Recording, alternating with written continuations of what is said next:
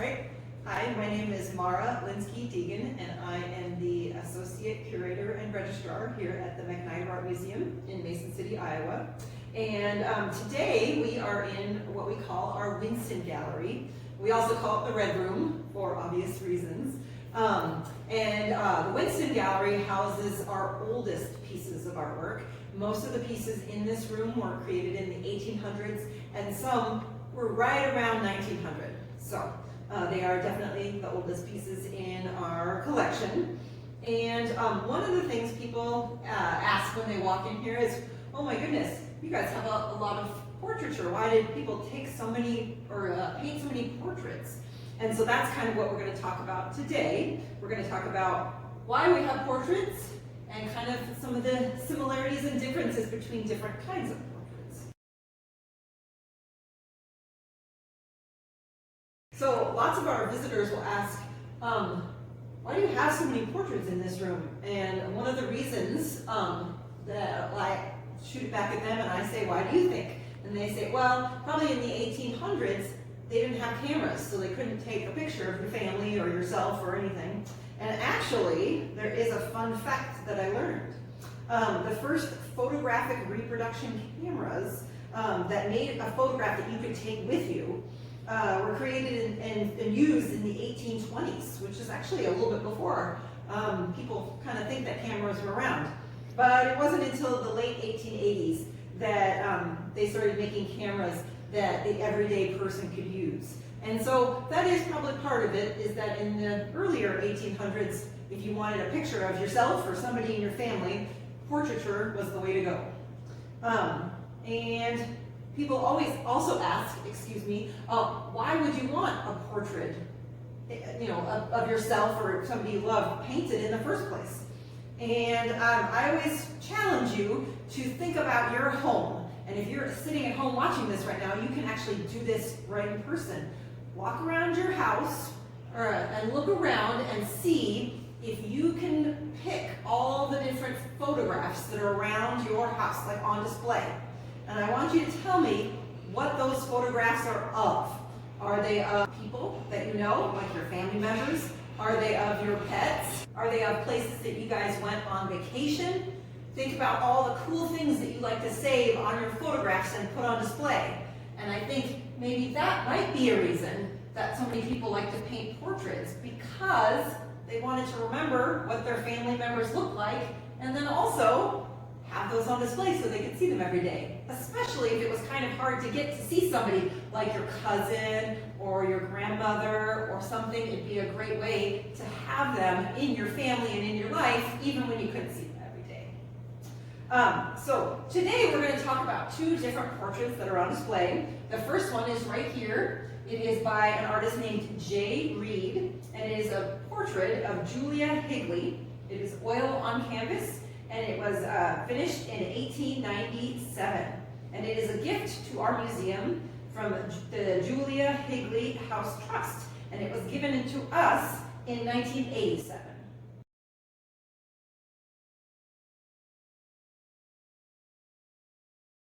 What I'm going to talk about is this one right here. It is done by the Prior Hamlin School, and I'll talk about that in just a second.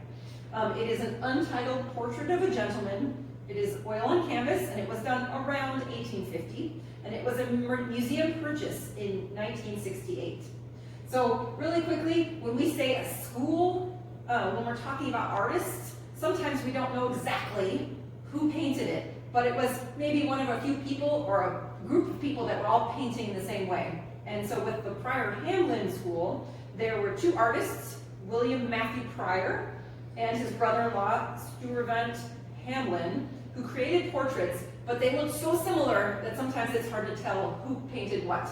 So when they look the same, we just call them the Prior Hamlin School if we can't really tell which one is which. Anyway, what I'd like you guys to do now is we're going to take a look at these two portraits, and we're going to find out a little bit about them without really knowing too much about who painted them or much else about the people that are being painted.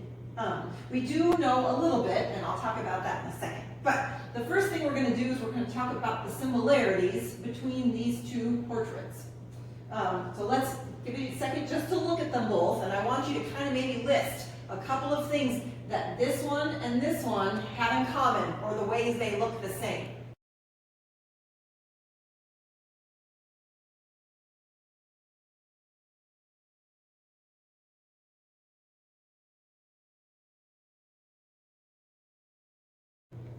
I came up with a list, and here's what my list is, and see if your list matches mine. I say they're both portraits of people, and they're both portraits of just one person. So it's not like there's other people in the background. That's one person and that's one person. They're both paintings, and they're both done on canvas, which makes them kind of similar. They both have very fancy gold frames, which I think are kind of cool. And both the subjects in the painting, Julia Higley and this portrait of gentleman, look like they might have a little bit of money. And they might even have a little bit more money. I don't know for sure, it's hard to tell, but they definitely look like they have some fancy clothes. Now I'm going to look at them and decide what looks different about these two. How are they not similar? So I want you to take just a second and think, how are these two different from one another?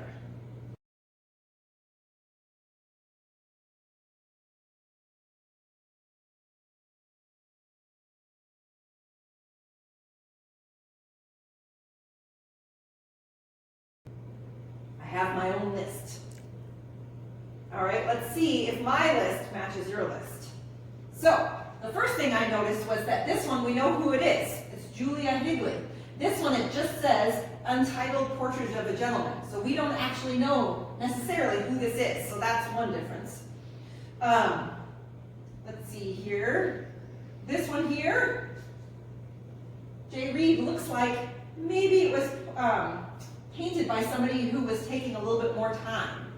This one maybe looks like it was somebody who was going a little bit faster. That's just me. The other thing is, I think that maybe this piece, this one of Julia Higley, was definitely something that she paid maybe a little bit of money, maybe a lot of money, to have done.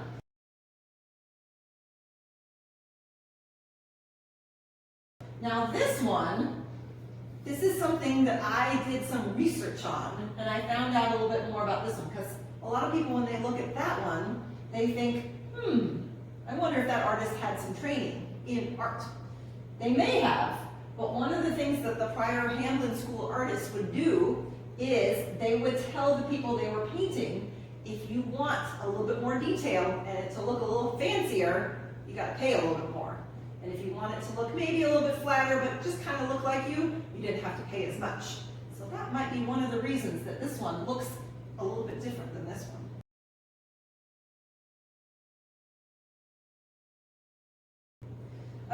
Also, I want you to think right now. I'm going to give you some questions, and I don't even know the answer. So I want you to think about if you can decide the answer. So look at these two pieces, and I want you to tell me if you think you know which artist had the most training as an artist. And if you think you know, I want you to tell me why you think they had the most training. And I also want you to think, what other reasons besides just the artist could these pieces look so different? Do you think it had something to do with the subject? Do you think the gentleman there said, you know what, just paint something quick, I want something to give my family? Do you think that Julia Higley said, take a lot of time and really get the detail? Those are all kind of questions that you can think about when you're looking at portraiture. Now, here's my last question for you when it comes to these guys here. Which artist, if you're looking at both of these, which artist would you want to paint your portrait? And I want you to think about why you would have chosen that portrait, or that artist to do your portrait. Would you like something maybe a little bit more detailed? Or would you like something that looks kind of like a cartoon? Which I think is kind of cool. All right, we have one more thing we're going to do when we're talking about portraiture. One question we get a lot here at the museum is, why is everybody in all of these portraits so sad or angry? We get that all the time. Now I want you to think right now why you think these folks might be kind of sad or angry. One of the reasons we get a lot is it was hard to live in the 1800s. That might be true. But I'm going to challenge you. I got to get my handy dandy phone here, and I'm going to challenge you to an activity that might explain why none of these people are smiling and some of them kind of look mad. So, what I want you to do first is get your face ready, because we are going to hold a big smile with lots of teeth, like this. Just like you do for your school picture, or when you're having a family picture taken, or when somebody says, say cheese. So everybody get ready. When I say go, I want you to say cheese. You don't have to say cheese the whole time. And hold your mouth in a big smile. So get ready, and go. I'm smiling. Oh, it's not so bad so far. It's a big smile. Oh, my cheeks are starting to hurt. Keep holding it. Keep holding it. Oh, it's starting to, oh, it's hard. Keep holding it. Almost done. Oh, just a few more seconds. Oh, it's telling me we're done. So, I don't know about you guys, but for me, my cheeks really started to hurt, and it was kind of hard to hold still when I was smiling so big, so I was kind of moving around going, oh, it's hard to hold this.